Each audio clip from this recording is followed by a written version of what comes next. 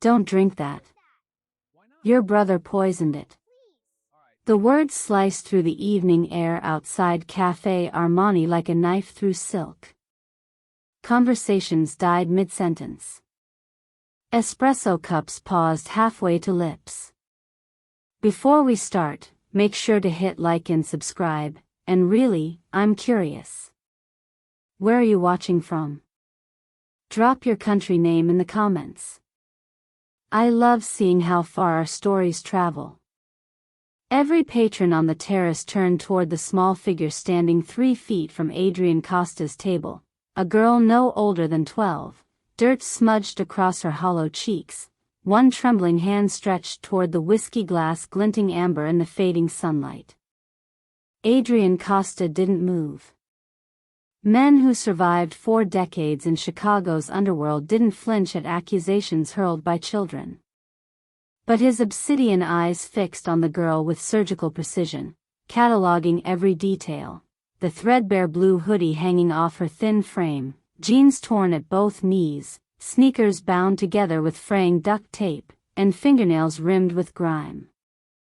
Luca Costa, seated across from his older brother, threw his head back and laughed, the kind of practiced, charming laugh that made people forget they were afraid. Well, Adrian, looks like you've got admirers in every tax bracket now. Even the homeless are tracking your lunch schedule. The 2 bodyguards flanking the table shifted forward, hands disappearing inside their jackets. The girl's eyes widened, but her feet stayed planted on the cafe's herringbone brick. Adrian raised a single finger. Not a word. Just one finger, and both men froze mid-step. Something had snagged his attention, something in the way this ragged child held her ground despite the terror radiating from every pore. Not the fear itself, he'd built an empire on fear. This was different. Underneath the panic, beneath the shallow breathing and white knuckles, there was certainty. The bone-deep kind of knowing that couldn't be performed or faked. Explain. Grace Wilson's heart threw itself against her ribcage like a trapped bird. She'd been watching these men for 23 minutes from her spot near the cafe's side heating vent, the one that kept her warm while she sketched faces in her battered spiral notebook. She'd seen the younger one, the one with the movie star smile and perfect hair, slip something from his ring into the older one's glass. Just a twist of his wrist when the older man glanced down at his phone. A microscopic funnel of white powder dissolving into liquid gold. On the streets, you learned to see the things people tried to hide. Your life depended on catching the tells, reading the micro-expressions, spotting danger 3 moves before it arrived. I saw him. Her voice cracked, but she pushed through. Your brother. When you were checking your phone, 30 seconds ago. He twisted that ring on his right hand and something fell into your drink. The one with the family crest. The temperature on the terrace plummeted 20 degrees in the space of a heartbeat. Luca's handsome face rearranged itself into theatrical shock, all wide eyes and wounded innocence. Adrian, this is insane. Some street urchin trying to con you out of your wallet, and you're actually listening? He rose from his chair, spreading his manicured hands in a gesture of wounded disbelief. Search me. Test the drink. This is ridiculous. But Adrian was no longer looking at the girl.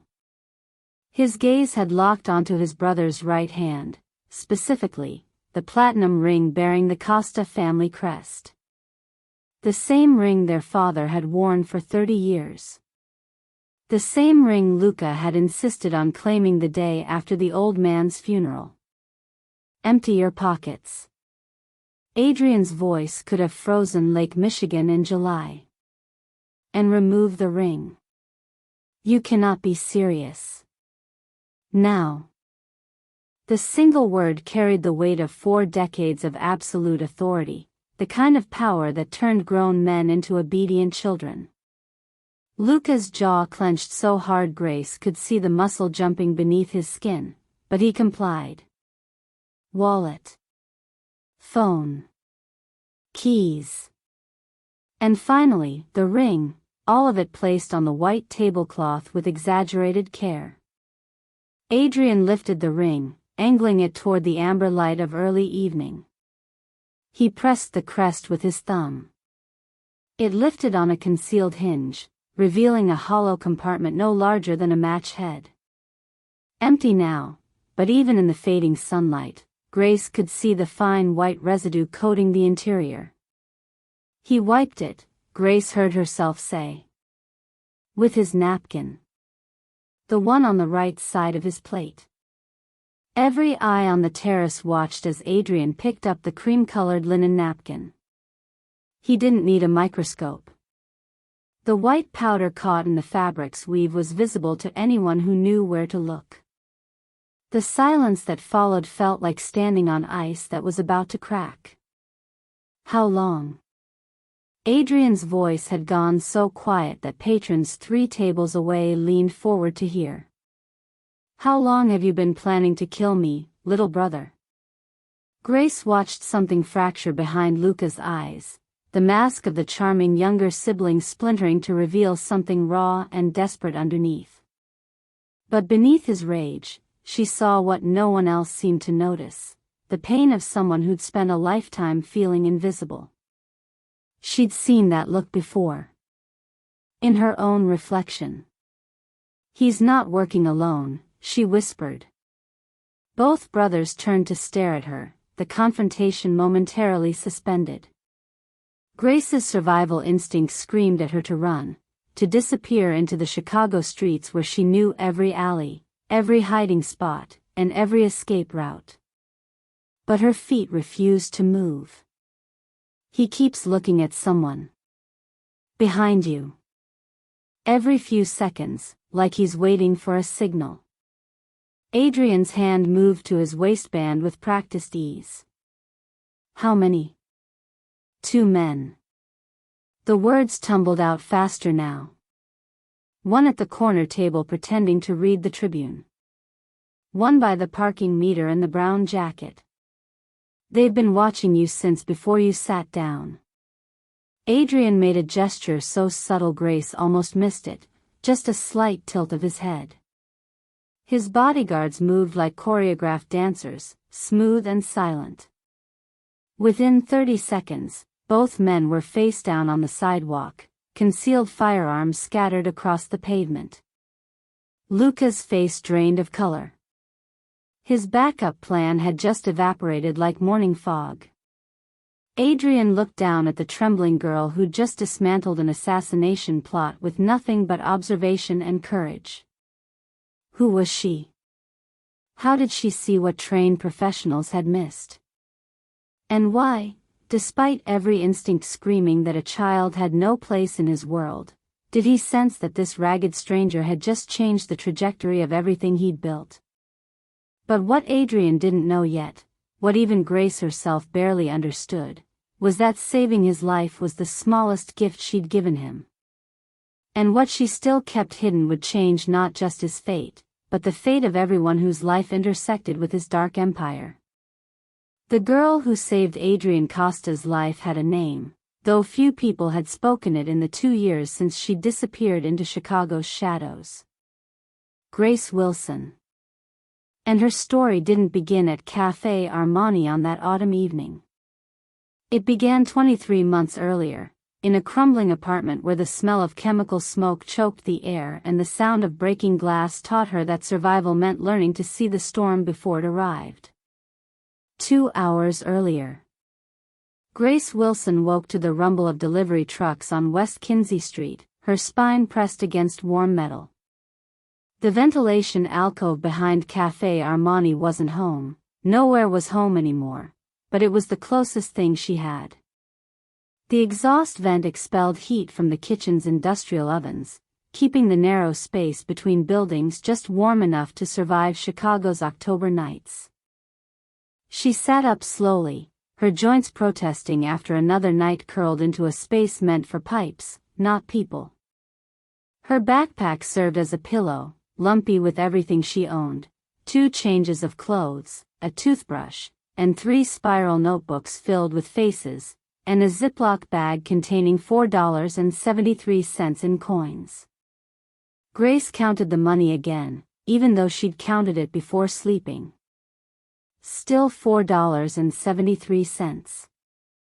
Enough for breakfast at the bodega 2 blocks over, eggs and toast, or enough for a fresh pack of pencils from the art supply store on Michigan Avenue. Her stomach growled, making the decision harder. But the pencils in her backpack were worn down to nubs, and without them, she couldn't draw. And if she couldn't draw, she couldn't keep her mind sharp. Couldn't keep cataloging faces and expressions and the 1,000 tiny details that kept her alive. Her mother's face swam up from memory, the way her pupils had dilated to black holes when she was high, the way her hands had shaken when she needed more. The sound of her father's fist hitting the drywall. Then hitting her mother. Then the night Grace had wedged herself under her bed, watching through the crack as her father's boots tracked blood across the floor. She'd been 10 years old the night she'd climbed out her bedroom window and never looked back. Grace shoved the memory down deep where it couldn't touch her. That was then. This was now. And now, she had a gift that kept her breathing. She could read people the way others read street signs. Every micro-expression, every shift in posture, every involuntary tell that signaled danger or opportunity. 2 years on the streets had honed her survival instinct into something sharper, something that felt almost supernatural. She knew when someone was about to get violent 3 seconds before they moved. Knew when a store owner was about to call the cops just from the tightening around their eyes. Knew which strangers would ignore her and which ones she needed to avoid. It was a gift born from necessity. And it had kept her alive. Grace tucked her money back into the Ziploc bag, grabbed her least damaged notebook, and crawled out of the alcove. Morning sunlight hit the street at a golden angle, warming the brick and concrete. She settled into her secondary spot, the area near the cafe's side heating vent where she could lean against the building and watch the street. No one noticed her there. Invisible, like always. She opened her notebook to a fresh page and began sketching the businessman who'd just taken a table on the terrace. Expensive suit, dark hair touched with silver at the temples, the kind of stillness that came from absolute confidence. His face was interesting, handsome in a dangerous way, with lines around his eyes that suggested he smiled rarely but observed constantly. Grace's pencil moved across the page, capturing the angle of his jaw, the set of his shoulders.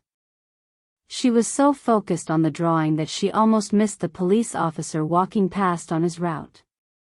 She held her breath, making herself smaller. Officer Kowalski. She'd learned his name from his badge 3 weeks ago when he'd chased her out of Millennium Park. He didn't look in her direction. She was good at being invisible.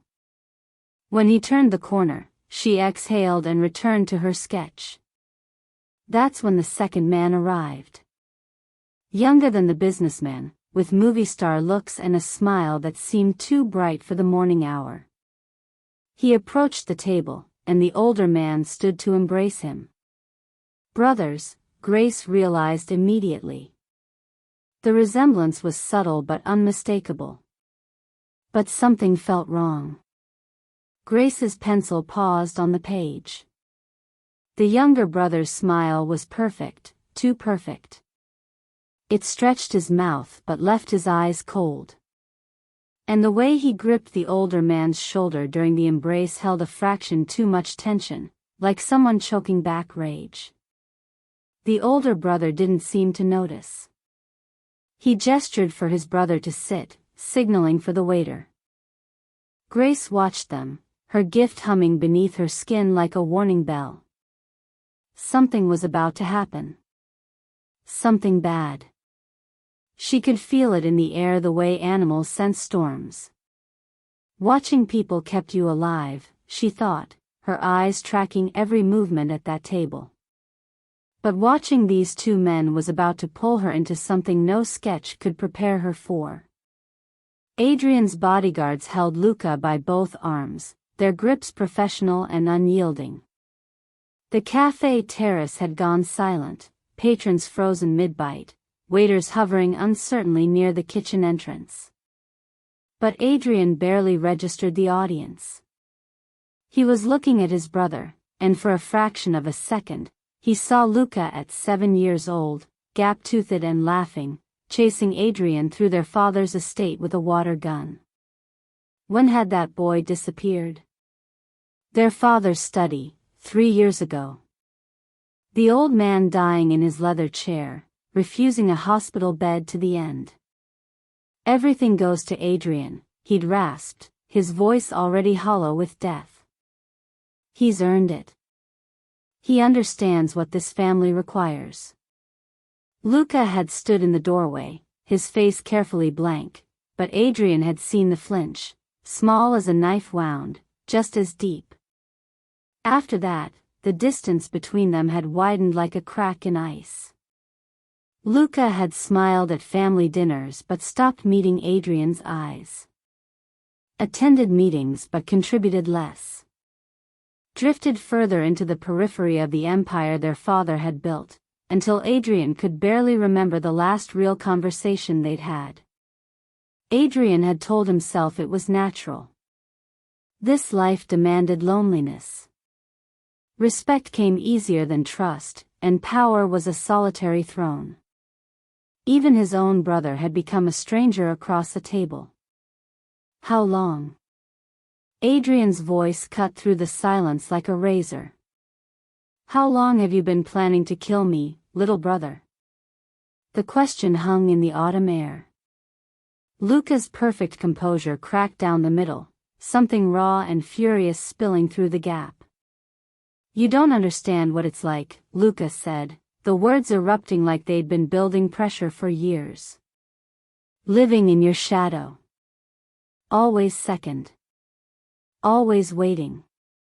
Dad left everything to you, the business, the respect, the power.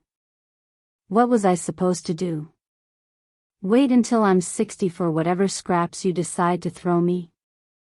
The words hit harder than Adrian expected. You were supposed to be family. Blood doesn't betray blood. Luca laughed, a bitter, broken sound. Blood? You've spilled enough blood to fill the Chicago River. Don't lecture me about family when you've ordered executions over Sunday dinner. Grace watched the confrontation unfold, every instinct screaming at her to run. These were dangerous men in a dangerous world, and she'd just stepped into the middle of something that could swallow her whole. But she couldn't look away. Beneath Luca's rage, she saw something achingly familiar, the desperate pain of someone who'd never felt seen. Never felt valued. Her own parents, tearing each other apart. Her mother's screams. Her father's violence. The night everything shattered beyond repair. She understood what drove people to destroy the things they loved. He's not working alone. The words left her mouth before she'd decided to speak. Both brothers turned to stare at her, the confrontation suspended mid-breath. Grace's heart hammered, but she forced herself to continue. There's someone else. I don't know who. But he keeps looking at someone behind you. Every few seconds. Like he's waiting for a signal. Adrian's hand moved to his waistband with frightening speed. How many? 2 men. Her voice steadied as she fell into observation mode, the one thing she knew how to do. One at the corner table reading a newspaper. One standing by the parking meter wearing a brown jacket. They've been watching you since you sat down. Adrian made a subtle gesture. His bodyguards moved like shadows given form, swift, silent, lethal in their efficiency. Within 30 seconds, both men were face down on the sidewalk, their concealed weapons glinting in the afternoon light. Luca's face drained of color. His backup plan had just evaporated like smoke. Adrian looked at the trembling girl who'd just dismantled an assassination plot with nothing but her eyes and her voice. Who was she? And how did she see what no one else could? The warehouse on Chicago's south side smelled of motor oil and concrete dust. Adrian's territory, one of a dozen properties scattered across the city like chess pieces on a board only he could see. The main floor stretched cavernous and dim, but the second-story office glowed with fluorescent light, casting harsh shadows across Luca's face.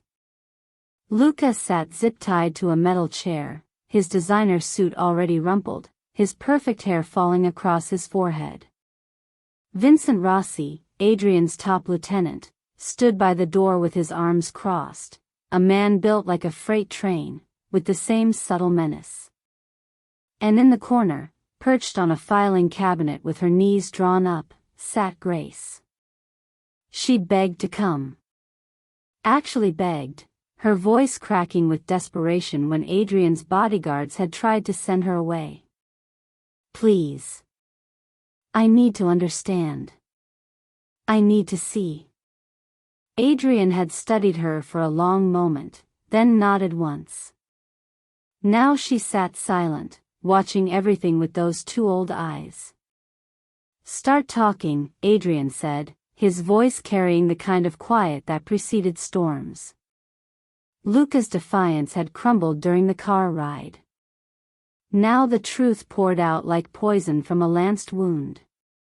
The Rossetti family approached me 6 months ago, he said, not meeting Adrian's gaze. Salvatore himself. Said they'd back my takeover in exchange for favorable territory agreements. North Side protection rackets, the docks, 3 of the gambling operations. Adrian's jaw tightened, but he said nothing. They provided the poison. Ricin. Undetectable in autopsy if administered correctly. You were supposed to die within 48 hours. Luca's voice had gone hollow. Heart attack, the coroner would rule. Stress. Too much rich food. No one would question it. And then? Adrian's words fell like hammer strikes. Then I'd take over. Merge our operations with theirs. Chicago would be unified under one umbrella. Luca finally looked up. Under their control, yes. But I'd be running things. I'd finally matter. The silence that followed felt heavy enough to collapse the ceiling. Adrian's fury was a living thing in the room, contained, leashed, but barely. Vincent stepped forward, his hand moving to his waistband. This is how we handle betrayal, boss, Vincent said, his voice flat with certainty. You taught us that. No exceptions. But Adrian wasn't looking at Vincent. He was studying his brother, really looking at him for perhaps the first time in years. Seeing not the traitor, but the boy who'd once been his closest friend. The brother who'd stood beside him at their mother's funeral. The man he'd failed without realizing it. Grace watched Luca's face, seeing layers no one else seemed to notice. Beneath the bravado and the bitter rage, she saw someone drowning. Someone who'd convinced himself that violence was the only path to recognition. He's not evil, she said quietly. Every head in the room turned toward her. Vincent's expression suggested she'd lost her mind. But Grace held Adrian's gaze. He's not evil, she repeated, her voice stronger now. He's just lost. Like a kid who thinks being noticed means being big and scary. She paused, remembering the night she'd run from her father's fists, from her mother's indifference. I know what that feels like. Adrian stood motionless for what felt like an eternity. Then he turned to Vincent. Everyone out, he said. Except Grace. Vincent's eyes widened. Boss, that breaks every protocol. You can't be alone with. Out. Now. The command carried absolute authority, the kind that turned debate into obedience. Vincent's jaw worked, but he moved toward the door. The bodyguards followed, their footsteps echoing on the metal stairs. The door closed with a hollow clang. Silence settled over the office like fallen snow. Adrian stood near the window. Luca sat zip-tied and defeated. Grace remained in the corner, barely breathing. In that warehouse office, the most powerful man in Chicago faced an impossible choice, and only the invisible girl seemed to understand what it would cost him either way. Adrian walked to a metal cabinet in the corner and retrieved an unopened bottle of whiskey, Macallan 25, the kind of liquor that cost more than most people earned in a month. He broke the seal, poured 3 fingers into a glass, and drank. Not the poisoned whiskey confiscated as evidence, but this, clean, honest, untainted. He turned to face his brother. Really looked at him, perhaps for the first time in years. Saw past the betrayal to the boy who'd once hero-worshipped him. The teenager who'd practiced Adrian's confident walk in the mirror. The young man who'd slowly realized he'd never escape his older brother's shadow. Luca sat rigid in the chair, his wrists raw from the zip ties, his eyes fixed on the floor. He knew the rules of their world. Betrayal meant death. Swift, final, without appeal. He was already bracing for the bullet. Grace watched them both, her heart hammering so hard she thought they might hear it. Our father used to say that power without mercy is tyranny, Adrian said quietly. Mercy without power is weakness. The trick is knowing which moment calls for which. He set down his glass and moved closer to Luca, studying his brother's face, the fear poorly masked by resignation, the shame beneath the defiance. I failed you, didn't I? Adrian's voice carried something Grace had never heard from him before, vulnerability. Made you feel invisible. Disposable. Luca's head snapped up. Adrian. But you failed yourself worse. Adrian's tone hardened. You chose betrayal over conversation. Death over honesty. You handed our family's legacy to the Rossettis rather than talk to me like a brother. The silence stretched taut as wire. Here's what's going to happen, Adrian said. You're going to disappear. New name, new city, new life. I'm giving you enough money to start over, but not enough to build an empire. You're out of the family business permanently. Luca stared at him, uncomprehending. You're letting me live? I'm giving you the chance I never gave you before. The chance to be someone other than my shadow. Adrian's expression remained carved from stone. The chance to find out who Luca Costa is when he's not competing with a ghost. He leaned down until they were eye level. But if you ever come back to Chicago, Adrian said, his voice dropping to something cold and final, if you ever approach anyone in this organization, if you ever speak our name in anything but a whisper, Grace won't be there to stop me next time. The mercy came wrapped in steel. A gift with teeth. Adrian straightened and made a sharp gesture. 2 bodyguards entered, cutting Luca's zip ties and pulling him to his feet. Luca looked back once as they led him toward the door, his expression a complicated knot of gratitude, shame, and something that might have been relief. Seattle, Adrian said. Flight leaves in 3 hours. Don't miss it. The door closed. Adrian and Grace were alone. Adrian turned to her, this ragged child who'd upended everything. Why did you warn me? You don't know me. I'm not a good man. Grace shrugged, the gesture too old for her young shoulders. On the streets, you learn that nobody's all good or all bad. You read people. And what did you read in me? When I watched you with your brother before he tried to poison you, I saw something. What did you see?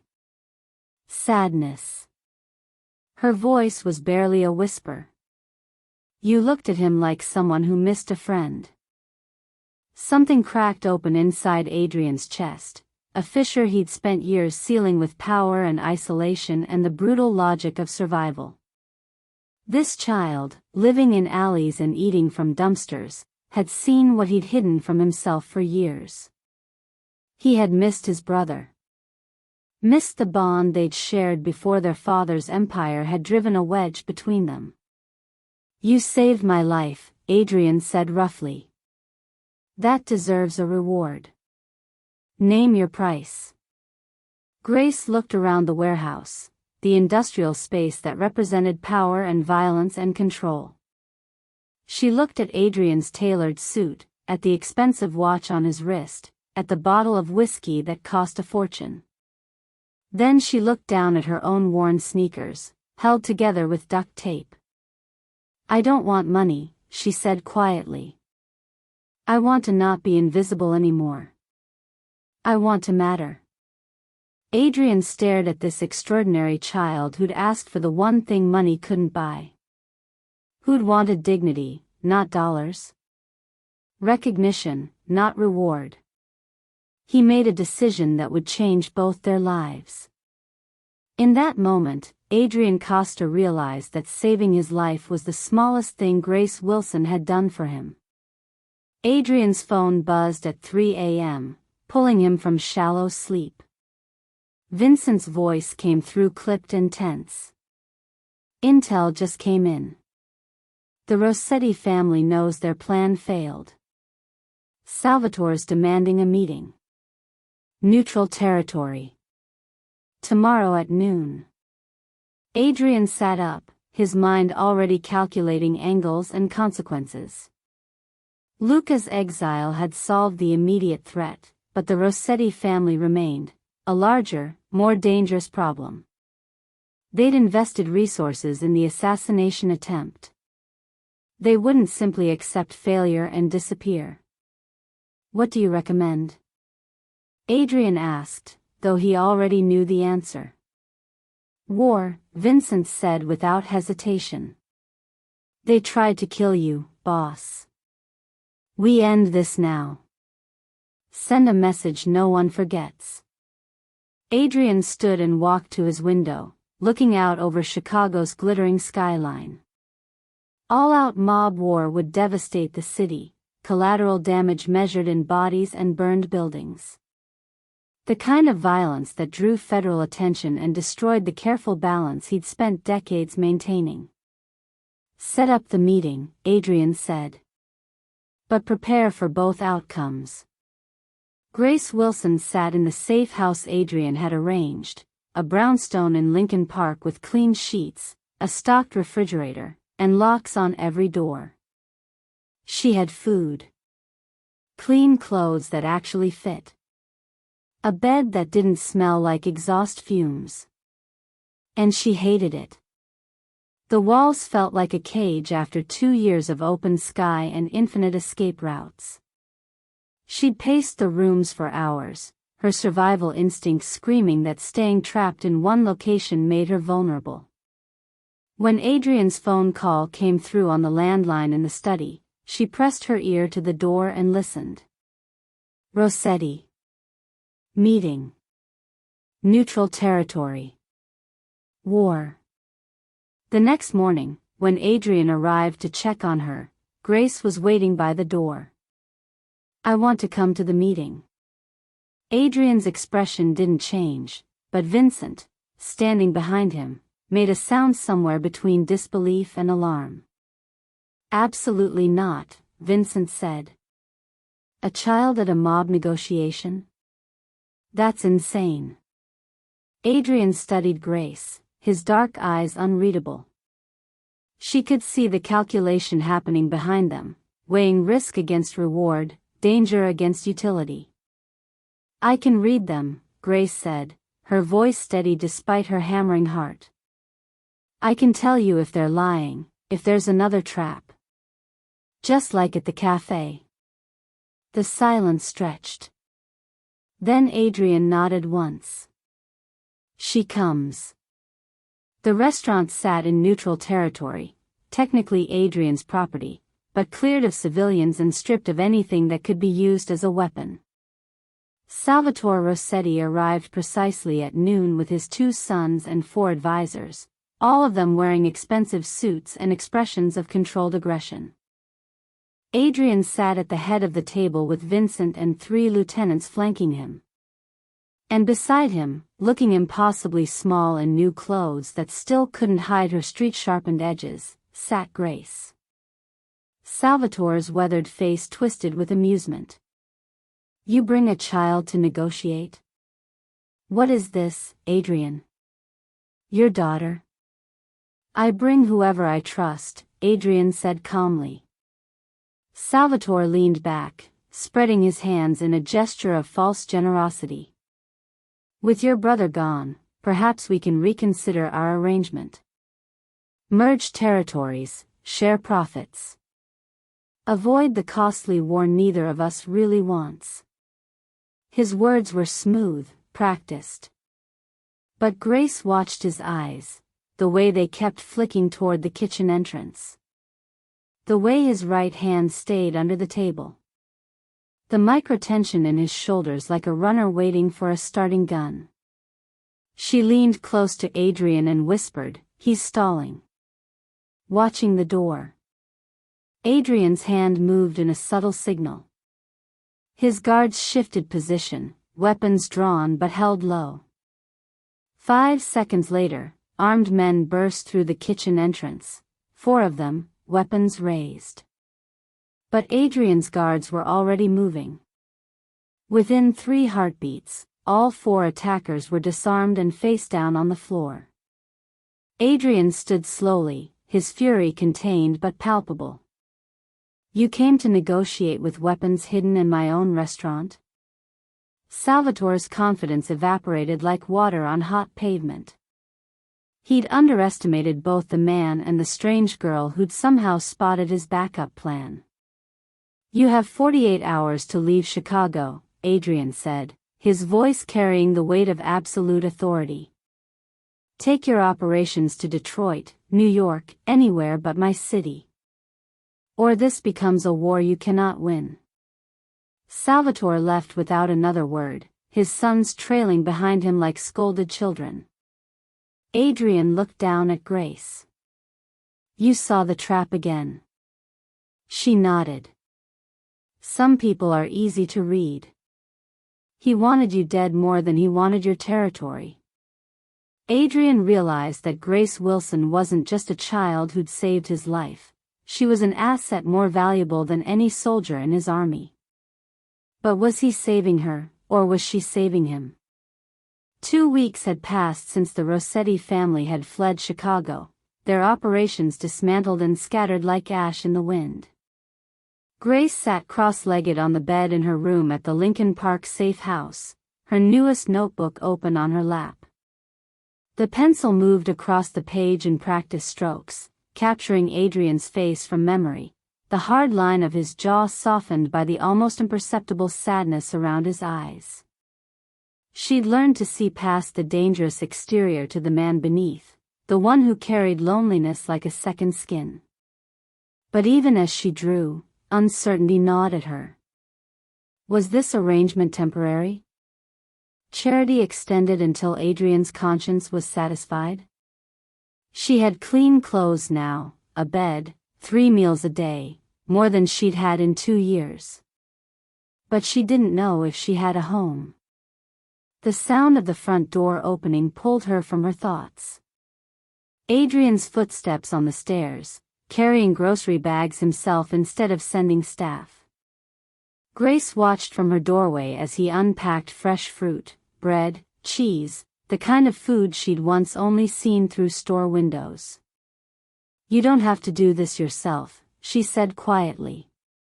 Adrian looked up, something unreadable crossing his face. "I know." He watched her make a sandwich, her hands still too careful, too grateful, the movements of someone who'd gone hungry too many times. It struck him that he'd ordered executions without hesitation, had run criminal operations that destroyed lives, had done terrible things in the name of power. But this, taking responsibility for a child, terrified him more than any rival boss ever had. Grace carried her sandwich to the table and sat across from him. "Am I staying?" she asked, the question that had been building for days. "Or is this just until you figure out what to do with me?" Adrian's first instinct was to deflect, to offer reassurance without commitment. But she deserved honesty. "I don't know," he admitted. I'm not a father. I don't know how to be what you need." "I don't need a father," Grace said, meeting his eyes with that unsettling directness of hers. "I need someone who sees me." "You do." Before Adrian could respond, his phone buzzed. Vincent's name on the screen. He answered, listening to Vincent's tense voice report that federal agents had been asking questions about Luca's sudden disappearance. Someone had talked. Adrian ended the call and sat in heavy silence. His world of violence was colliding with his attempt to protect this child. Could a man like him give her a normal life? Or would his past destroy her future? "Grace will stay," he said suddenly, the decision crystallizing as he spoke. "Not in hiding. She'll go to school, have tutors, and have the life she deserves." When Vincent arrived 20 minutes later to protest, "Boss, she's a witness, she knows too much. This violates every protocol," Adrian's response was immediate and absolute. "She's family now. Anyone who touches her answers to me." Grace stood in the hallway, listening to Adrian defend her with the same steel he used to protect his empire. In that moment, she made her own private vow. She'd protect him the same way he was protecting her. Her gift for reading people could keep him safe from threats he couldn't see coming. She wouldn't just be the rescued child. She'd be his conscience. His early warning system. 3 days later, Grace walked through the halls of Lincoln Academy, a private school where tuition cost more than most families earned in a year. Other students whispered as she passed, the mysterious new girl with the second-hand backpack and watchful eyes. She heard the speculation, felt their curious stares. But she held her head high and kept walking. Grace Wilson had spent 2 years being invisible by necessity.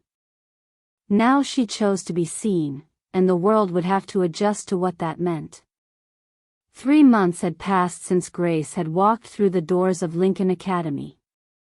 She was catching up academically. Her teachers marveled at how quickly she absorbed material, how hungrily she consumed knowledge. But while Grace thrived in her new life, Adrian's world was testing whether mercy and morality could coexist with power. Vincent entered Adrian's study without knocking, carrying a manila folder thick with evidence. "Tommy Rizzo," he said, dropping the folder onto Adrian's desk. "Been skimming for 6 months.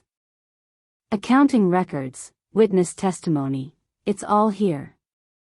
Adrian opened the folder, scanning the numbers. $50,000 siphoned from protection payments, hidden in carefully falsified ledgers. In his world, the penalty was death. Swift, public, sending a message that betrayal had only one consequence. I'll handle it tonight, Vincent said, his tone matter-of-fact. He'd already prepared the execution, location secured, disposal arranged. He was simply waiting for Adrian's confirmation. But Adrian hesitated. For the first time in his career, he found himself thinking not about reputation or precedent, but about Tommy Rizzo's wife. His 2 young daughters who wore matching backpacks to elementary school. He thought, what would Grace see when she looked at this choice? The old Adrian wouldn't have cared. Wouldn't have even asked the question. But Grace's presence had changed something fundamental in him, like a crack in a dam that kept widening. Give me until tomorrow, Adrian said. Vincent's eyebrows rose. Boss. Tomorrow. Grace overheard the phone conversation from the hallway, Vincent's voice through Adrian's study door, sharp with urgency. The men are asking questions. Tommy needs to be handled tonight, or it looks like weakness. She pushed open the door without knocking. Are you going to kill him? Adrian didn't insult her with evasion. He betrayed the organization. Stole from us. In my world, that's death. Is that the world you want? Grace asked quietly. Or the world you think you're stuck with? Adrian leaned back in his chair, studying her. What would you have me do? Show mercy to everyone who steals from me? Others will test me. More people will die. Grace moved closer, her voice steady. I'm not saying show mercy to everyone. I've seen too much to believe that works. But what if there's another way for Tommy? What if you're powerful enough to choose something different? Mercy is weakness in this business. Is it? Grace challenged. You showed mercy to Luca. The city didn't fall apart. The study door opened. Vincent stood in the doorway, expecting the kill order. His expression suggested he'd already loaded his weapon. Adrian looked at Grace. Then at Vincent. The weight of leadership pressed down like physical force, decades of reputation built on ruthlessness, the cost of appearing soft, the risk of change. Bring Tommy to me, Adrian said. Alive. Tommy Rizzo sat across from Adrian, his face pale with terror. Adrian delivered judgment with cold precision, position stripped, stolen money confiscated plus equal value from Tommy's personal assets.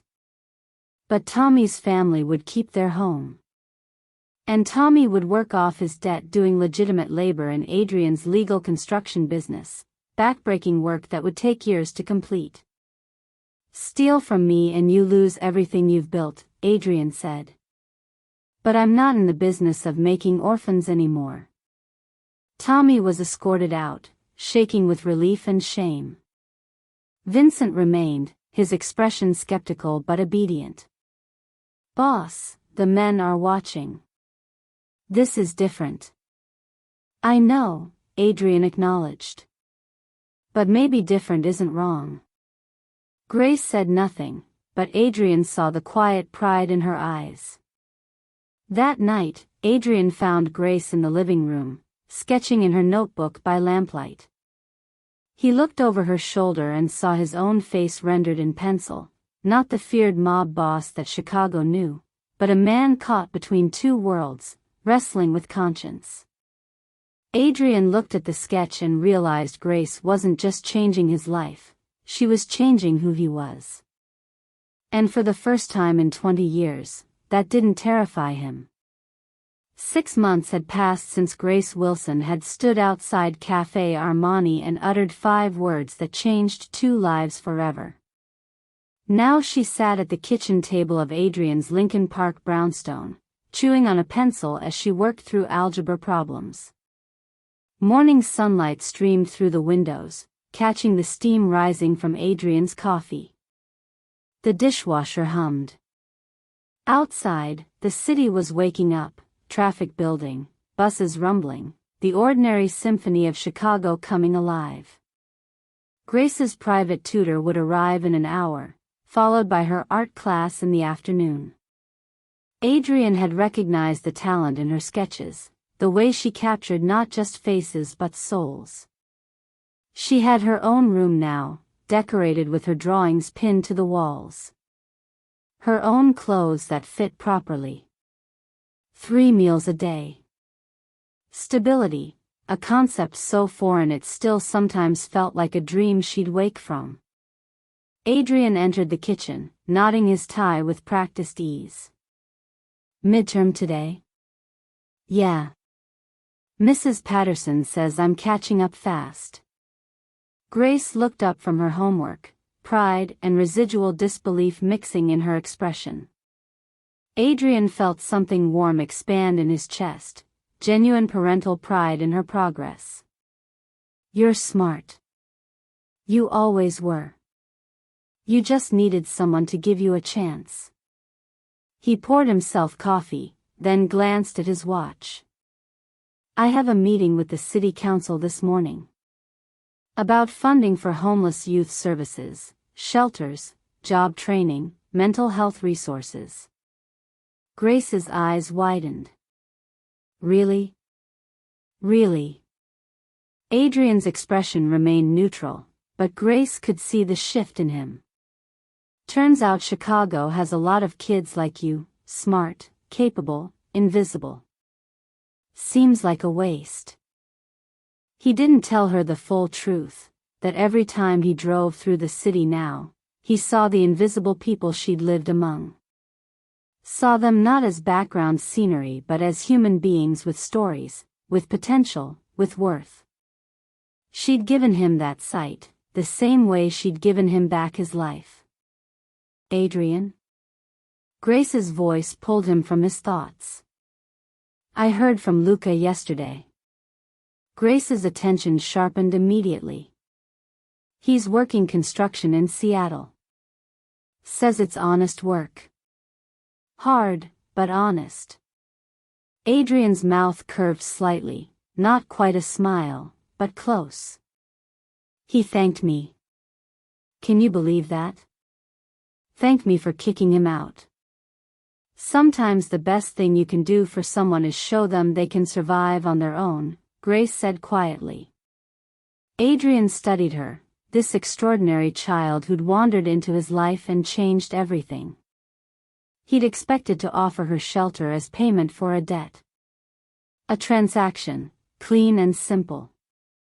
Instead, she'd become the conscience he didn't know he needed. With Grace living under his roof, he weighed every decision differently now. Before ordering actions, he found himself asking, what would she think? What would she see when she looked at my choices? The Rossetti family had been dealt with, swiftly, finally, in the way Adrian's world sometimes demanded. But even that had been different. More surgical. Less destructive. Grace had changed not just his heart but his methods. Adrian? Grace set down her pencil. Do you think people can really change? Like, actually become different than they were? He thought about Luca, building a new life 2,000 miles away, calling every few weeks with updates about a world Adrian had never imagined for his brother, honest labor, small apartment, friends who didn't carry weapons. He thought about himself, once willing to watch vulnerable children freeze in alleys, now funding shelters and social programs. He thought about Grace, who'd transformed from an invisible street child into someone who made him want to be better. I think the right person, at the right moment, can change everything, Adrian said. You proved that. Grace smiled, a real smile, the kind she'd rarely had reason for in her first 12 years. She returned to her algebra, her pencil moving across the page with new confidence. Adrian finished his coffee and checked his reflection in the hallway mirror. He still ran his operations, still moved through Chicago's underworld with authority and steel. But Grace had given him something he'd lost decades ago, a moral compass that pointed towards something beyond power and fear. Outside the brownstones' windows, Chicago woke to another morning, the same brutal, beautiful city it had always been. But in the brownstones' kitchen, over breakfast and homework, something rare existed, a family forged not by blood but by choice, bound not by obligation but by the recognition that sometimes the most unlikely people save each other. Grace smiled and returned to her algebra, the homeless girl who'd warned a mafia boss, invisible no more. Thanks for watching till the very end. If this story moved you, hit like, subscribe, and share your thoughts in the comments. I'll be dropping another unforgettable story tomorrow, so make sure you don't miss it.